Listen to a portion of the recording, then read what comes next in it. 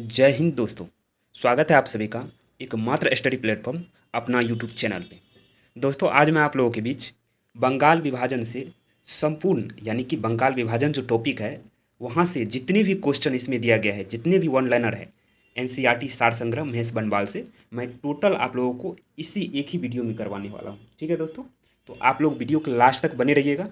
यदि अभी तक वीडियो को लाइक नहीं किए हैं तो प्लीज़ लाइक कर दीजिए और चैनल को सब्सक्राइब करके हमसे जुड़ जाइए। ठीक है, चलिए तो क्वेश्चन की ओर बढ़ते हैं।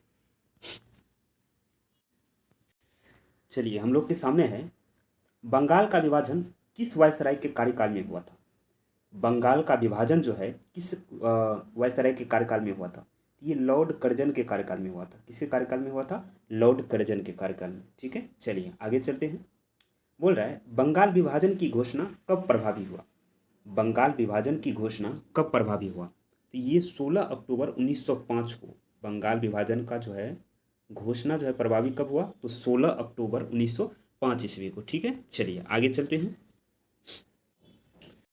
आगे है 20 जुलाई 1905 को बंगाल विभाजन की निर्णय की घोषणा हुई, जिसके विरोध में 7 अगस्त 1905 को कलकत्ता के टाउन हॉल से यानी कि कलकत्ता के टाउन हॉल में स्वदेशी आंदोलन आरंभ हुआ।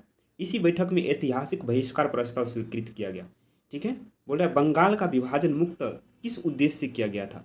बंगाल का विभाजन जो है मुक्त किस उद्देश्य से किया गया था।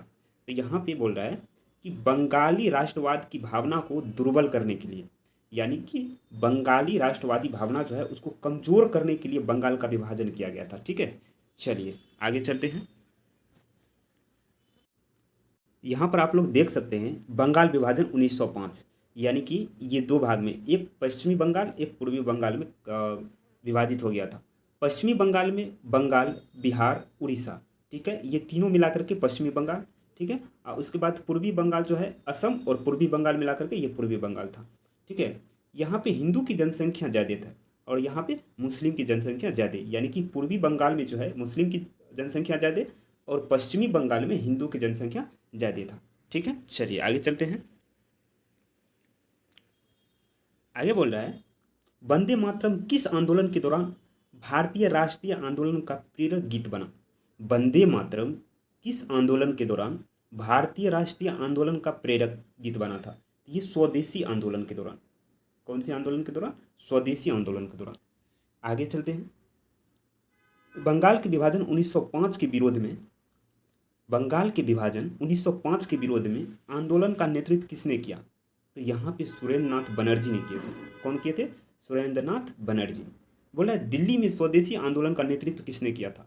दिल्ली में स्वदेशी आंदोलन का नेतृत्व किसने किया था?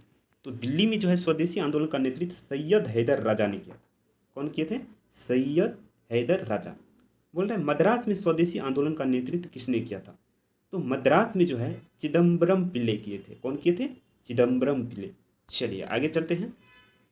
आगे है ब्रिटिश वस्तुओं के बहिष्कार को राष्ट्रीय नीति के रूप में किस वर्ष स्वीकृत किया गया?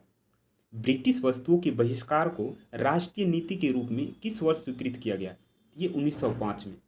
आगे है ब्रिटिश पत्रकार H.W. नेविंसन किस आंदोलन से जुड़े थे? देखिए ब्रिटिश पत्रकार जो है H.W. नेविंसन, ये स्वदेशी आंदोलन से जुड़े हुए थे। कौन सा आंदोलन से जुड़े हुए थे? स्वदेशी। चलिए आगे चलते हैं। आगे है 16 अक्टूबर 1905 को बंगाल में शोक दिवस मनाया गया। यहाँ पे क्वेश्चन आप लोग से पूछा जा सकता है कि शोक दिवस कब मनाया गया। ठीक है, तो शोक दिवस 16 अक्टूबर 1905 ईस्वी को मनाया गया। और ये भी पूछा जा सकता है कि शोक दिवस किस आंदोलन के दौरान मनाया गया था। ये स्वदेशी आंदोलन के दौरान मनाया गया था। ठीक है, किसके आह्वान पे, किसके कहने पे शोक दिवस मनाया गया? ठीक है, और राखी दिवस मनाया गया था, ये रविन्द्रनाथ टैगोर टैगोर के कहने पे।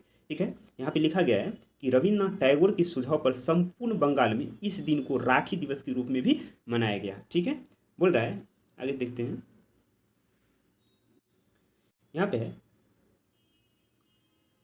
अरुणडेल समिति के सुझाव पर वर्ष 1911 में बंगाल का पुनः एकीकरण कर दिया गया। ठीक है, तथा दिल्ली भारत की राजधानी बनाई गई। यहाँ पे देखिए दिल्ली भारत की राजधानी कब बनाई गई? 1911 ईस्वी में।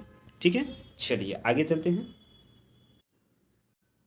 वर्ष 1905 के स्वदेशी आंदोलन के कृषक तथा मुसलमान वर्ग का विशेष समर्थन प्राप्त नहीं हुआ। यहाँ पे देखिए, वर्ष 1905 में जो स्वदेशी आंदोलन हुआ था, उस आंदोलन में कृषक ने भाग नहीं लिया और मुसलमान वर्ग भी भाग नहीं लिए, यानी कि ज़्यादातर समर्थन नहीं किए थे कृषक और मुसलमान। ठीक है, चलिए आगे चलते हैं। बोल रहा है, भारत की प्राचीन कला परंपराओं को पुनर्जीवित करने के लिए एक Indian society of oriental art की स्थापना किसने की? Indian society of oriental art की स्थापना किसने की? तो अवनींद्रनाथ टैगोर ने किए थे। कौन किए थे? अवनींद्रनाथ टैगोर। बोले भारत की प्राचीन कला परंपराओं को पुनर्जीवित करने के लिए एक Indian society of oriental art की स्थापना किसने की थी? अवनींद्रनाथ टैगोर ने किए थे। ठीक है, चलिए आगे चलते हैं। आगे है, स्वदेशी आंदोलन के प्रारंभ का तत्कालीन कारण क्या था? यानी स्वदेशी आंदोलन जो प्रारंभ हुआ उसका कारण, तत्कालीन कारण क्या था? तो ये लॉर्ड कर्जन द्वारा बंगाल विभाजन करना। स्वदेशी आंदोलन का तत्कालीन कारण यही था, जो लॉर्ड कर्जन उस समय में वायसराय थे 1905 में। ठीक है, और वो जो बंगाल विभाजन कर दिए, उसी की वजह से स्वदेशी आंदोलन हुआ था। ठीक है, बोल रहा है बंगाल में ब्रिटेन की वस्तुओं को बहिष्कार का सुझाव सर्वप्रथम कृष्ण कुमार मित्र ने दिया था। किसने दिया था? सर्वप्रथम कृष्ण कुमार मित्र। यहाँ पे देखिए क्वेश्चन बन सकता है कि बंगाल में ब्रिटेन की वस्तुओं के बहिष्कार का सुझाव सर्वप्रथम निम्नलिखित में से किसने दिया? यहाँ पे कृष्ण कुमार मित्र हो जाएगा। इसका आंसर क्या हो जाएगा? कृष्ण कुमार मित्र। चलिए आगे चलते हैं। आगे हैं, वर्ष 1905 में बंगाल पत्रिका संजीवनी के संपादक कौन थे? वर्ष 1905 में बंगाल पत्रिका संजीवनी के संपादक कौन थे? ये कृष्ण कुमार मित्र हो जाएगा। कौन हो जाएगा? कृष्ण कुमार मित्र। आगे चलते हैं। बोल रहा है, स्वदेशी बांधव समिति की स्थापना किसने की? तो स्वदेशी बांधव समिति का स्थापना अश्वनी कुमार दत्त ने किया था। कौन किया था? अश्वनी कुमार दत्त। चलिए आगे चलते हैं। आगे है, स्वदेशी आंदोलन के दौरान रविन्द्रनाथ टैगोर ने अमार सोनार बंगला नामक गीत की रचना की। ठीक है, अमार सोनार बंगला नामक गीत की रचना किसने की? रविन्द्रनाथ टैगोर। किस आंदोलन के दौरान? तो स्वदेशी आंदोलन के दौरान, जो आगे चलकर वर्ष 1971 में बांग्लादेश का राष्ट्रीय गान बन गया। देखिए आगे चलकर जो है बांग्लादेश का राष्ट्रीय गान कौन क्या है? तो ये अमार सोनार बंगला। क्या? अमार सोनार बंगला। ठीक है, ये बांग्लादेश का राष्ट्रीय गान बन गया। ठीक है, कब? 1971 में। चलिए आगे चलते हैं। और बांग्लादेश जो है 1971 में ही आज़ाद हुए थे। चलिए आगे चलते हैं। बोल रहा है, वर्ष 1905 में कांग्रेस के बनारस अधिवेशन में स्वदेशी आंदोलन का सर्वप्रथम किया गया। यहाँ पे देखिए एक सेकंड। बोल रहा है 1905 में कांग्रेस के बनारस अधिवेशन में स्वदेशी आंदोलन का समर्थन किया गया था। तो 1905 में जो है ये बनारस में अधिवेशन हुआ था। कांग्रेस का अधिवेशन कहाँ हुआ था? बनारस में। और बनारस में जो अधिवेशन हुआ तो उसका अध्यक्षता कौन कर रहा था? तो वो अध्यक्ष कौन थे? गोपाल कृष्ण गोखले। ठीक है, समर्थन किया। इस अधिवेशन की अध्यक्षता किसने की? तो गोपाल कृष्ण गोखले। ये बहुत इंपॉर्टेंट क्वेश्चन हो जाता है, बार बार इस क्वेश्चन को रिपीट किया जाता है। ठीक है दोस्तों, 1905 में जो हुआ था बनारस में, जो अधिवेशन हुआ था 1905, उसका अध्यक्षता किसने किया था? तो गोपाल कृष्ण गोखले। आगे चलते हैं। बोल रहा है, स्वदेशी आंदोलन के दौरान बंगाल केमिकल्स स्वदेशी आंदोलन के दौरान बंगाल केमिकल्स स्वदेशी स्टोर्स की स्थापना किसके द्वारा की गई? तो यहाँ पे हो जाएगा प्रफुल्ल चंद्र रॉय के द्वारा। प्रफुल्ल चंद्र रॉय के द्वारा। चलिए आगे चलते हैं। आगे है, लॉर्ड कर्जन द्वारा वर्ष 1905 में किया गया बंगाल विभाजन वर्ष 1911 में लॉर्ड हार्डिंग के कार्यकाल में रद्द कर दिया गया। यहाँ पे देखिए 1911 में विभाजन कर्जन किए थे, और रद्द कब हुआ था बंगाल विभाजन? किसके काल में? तो लॉर्ड हार्डिंग के काल में। किसके काल में? लॉर्ड हार्डिंग के काल में। और कोलकाता से दिल्ली भी राजधानी लॉर्ड हार्डिंग के कार्यकाल में ही ले गया गया था। ठीक है, चलिए आगे चलते हैं।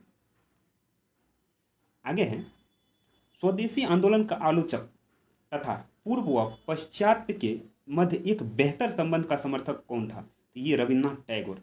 बोल रहा है स्वदेशी आंदोलन का आलोचक तथा पूर्व व पश्चात के मध्य एक बेहतर संबंध का समर्थक कौन थे? तो ये रविन्द्रनाथ टैगोर। चलिए आगे चलते हैं।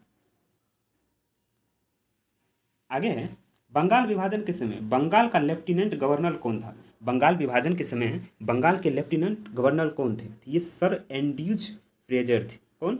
Sir Andrews Fraser. ये क्वेश्चन बन सकता है कि बंगाल विभाजन के समय बंगाल का लेफ्टिनेंट गवर्नर कौन थे? तो ये सर एंड्रयूज और फ्रेजर हो जाएगा। आगे है, स्वदेशी आंदोलन के प्रचार प्रसार के लिए प्रयोग की गई द बंगाली पत्रिका के संपादक कौन थे? स्वदेशी आंदोलन के प्रचार प्रसार के लिए प्रयोग की गई द बंगाली पत्रिका के संपादक कौन थे? ये सुरेंद्र नाथ बनर्जी हो जाएंगे। कौन हो जाएंगे? सुरेंद्र नाथ बनर्जी। ठीक है दोस्तों, तो हम लोग के सामने ये बंगाल विभाजन से जितने भी इंपॉर्टेंट फैक्ट थे, ठीक है, जितने भी इंपॉर्टेंट फैक्ट थे मैं आप लोगों के बीच करवा चुका हूँ। और ये एनसीईआरटी महेश बनवाल से मैं करवाता हूँ। ठीक है, महेश बनवाल का जो वन लाइनर बुक आता है सामान्य अध्ययन, एनसीईआरटी सार संग्रह 6 to 8 वाला, 6 to 12 वाला, ठीक है, मैं उससे ये करवा रहा हूँ। ठीक है दोस्तों, तो ये क्वेश्चन इसमें वीवीआई क्वेश्चन या वीवीआई वन लाइनर दिया गया है। अक्सर वन डे एग्जाम में यदि आपको क्वेश्चन इस टॉपिक से उठाएगा तो 110% ये गारंटी है कि इससे बाहर एक भी क्वेश्चन नहीं जाएगा। यदि बंगाल विभाजन से क्वेश्चन उठाएगा तो इसी टॉपिक से जितना भी करवाए हैं ना वन लाइनर फॉर्म में अभी जो करवाए हैं यहीं से क्वेश्चन रहता है अक्सर। ठीक है, 99% चांस रहता है। ठीक है दोस्तों, तो लास्ट तक जुड़े रहने के लिए बहुत बहुत धन्यवाद और जय श्री राम, हर हर महादेव।